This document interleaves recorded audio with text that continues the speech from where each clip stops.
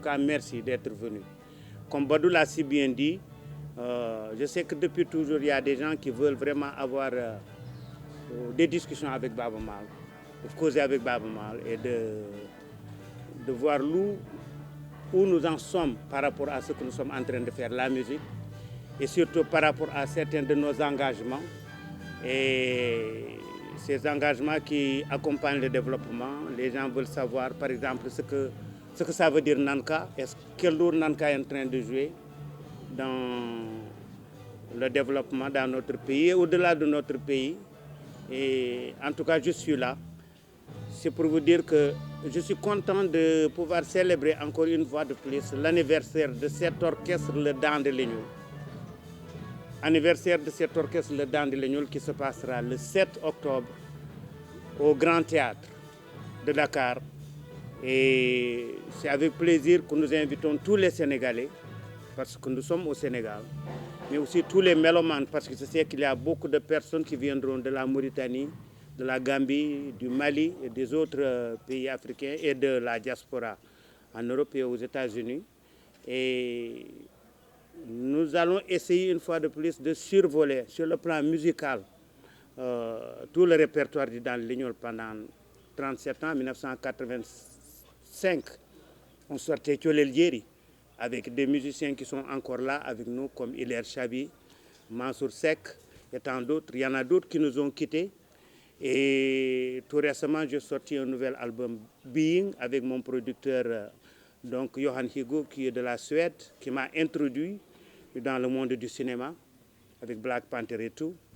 Donc c'est un survol musical du répertoire de Baaba Maal, du répertoire du Daan de Lignoul, avec beaucoup de collaborations qu'on a eu à faire.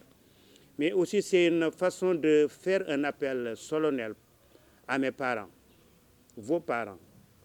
Et quand je dis mes parents, je parle de la communauté des pêcheurs, pas seulement des Sobalbé, qui sont les pêcheurs des bords du fleuve, des fleuves, mais aussi de nos parents libous qui sont à Dakar parce qu'ils sont ici nos Ndiatigé. Et un constat que j'ai fait avec mon management, c'est qu'il y a beaucoup d'engagement de la part de cette communauté qui a su sauvegarder sa culture. Il y a un adage qui dit au Fouta Toro que beaucoup de facettes de culture sont en train de disparaître, sauf les facettes de culture des Sobalbé. Que ce soit nos organisations au bord du fleuve, les Fifiri qui magnifient les blues du fleuve qui se tiendront les 8-9 décembre, donc à Podor, une fois de plus. Et les pêcheurs, dans chaque localité, ou bien dans chaque petite entité, ils ont des associations, mais des associations de développement, des associations très actives, et qui se font des fois de la concurrence jusqu'à l'extrême des fois. Et chacune de ces associations me reconnaît comme quelqu'un qui fait partie de son chemin, de son parcours. Et il est de mon devoir d'essayer de les fédérer. Et j'ai utilisé l'occasion de cet anniversaire que je mets où je mets en honneur, à l'honneur cette communauté des Sobalbé, des pêcheurs, pour quand même faire un appel solennel pour m'accompagner dans mes engagements. Engagements en tant qu'ambassadeur pour la lutte contre la désertification. Qui parle de désertification au Sénégal, c'est que nous qui habitons au bord du fleuve Sénégal, nous sentons que le désert avance de l'autre côté de la Mauritanie. Nous voyons l'impact du désert, l'impact des changements climatiques. Nous voyons l'impact aussi de cette dégradation des terres. Et nous nous sommes engagés pour quand même essayer de trouver des solutions. Parce qu'avec le système des Nations Unies, nous sommes convaincus qu'il n'y a pas de fatalité. L'être humain, quand les personnes se mettent ensemble et décident de se donner la main pour combattre un fléau, peuvent trouver facilement des solutions. Et moi, je me suis engagé avec le système des Nations Unies. Mais je ne suis qu'une seule personne. Je dois faire cela avec mes concitoyens. Je dois le faire avec les gens de ma communauté. Je dois le faire avec les gens du Fouta, où j'ai commencé le travail en mettant sur pied Nanka, mais aussi en essayant d'initier aussi des rencontres entre différents jeunes durant le Festival des Blues du Fleuve pour parler de comment sauvegarder combler cette dégradation des terres, recycler certaines choses, essayer de participer à la protection de notre environnement. Et je remercie au passage les populations de Podor, je dirais, et les environnants. Et parce que c'est des populations qui, depuis le début, se sont rendues compte que ce festival leur appartient. C'est Baaba Maal qui l'a créé, mais c'est leur festival. En tout cas, nous vous invitons, si le temps vous est permis, et surtout vous de la culture, à cette édition du 8, 9 et 10 décembre. Il y a eu beaucoup de sorties de Baaba Maal et du manager Oumar Wade. Et nous avons rencontré aussi des personnalités dans le développement, dans le monde entier, qui se sont dit, une fois de plus, ils vont venir nous retrouver, essayer de voir ce que ces personnalités peuvent faire avec nos communautés. Et constater ce que nous avons déjà fait sur le plan développement et de voir en quelque sorte qu'est-ce que vous pouvez nous conseiller par rapport à ces aspirations. Tout le monde a entendu aussi que j'ai parlé tout récemment de mon expérience tout dernièrement aux États-Unis.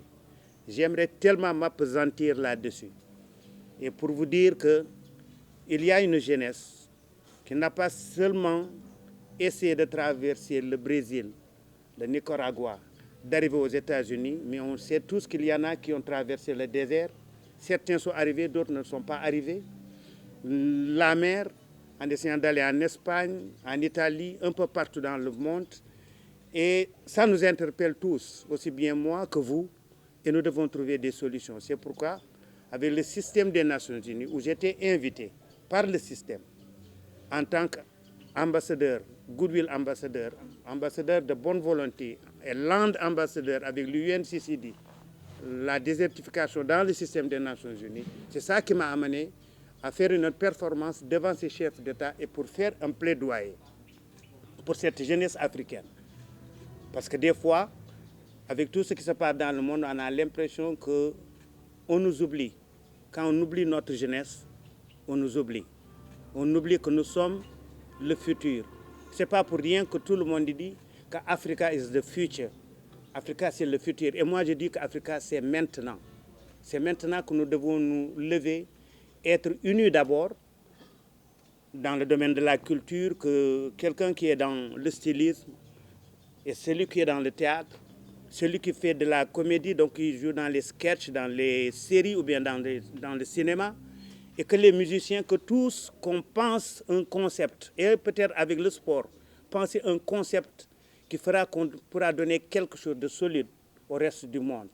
Parce que je sens qu'il y a le monde entier qui tend l'oreille, qui a les yeux rivés sur nous, et qui sait que pertinemment, il y a quelque chose de fort qui doit sortir de ce continent. Mais nous ne pouvons pas le faire tant que nous ne sommes pas ensemble. Nous ne pouvons pas le faire tant que nous ne mettons pas en avant cette jeunesse. Et je l'ai dit et je l'ai répété, cette jeunesse, on ne peut plus la tromper. Elle est connectée, elle est engagée. Elle sait exactement quel genre de futur elle veut.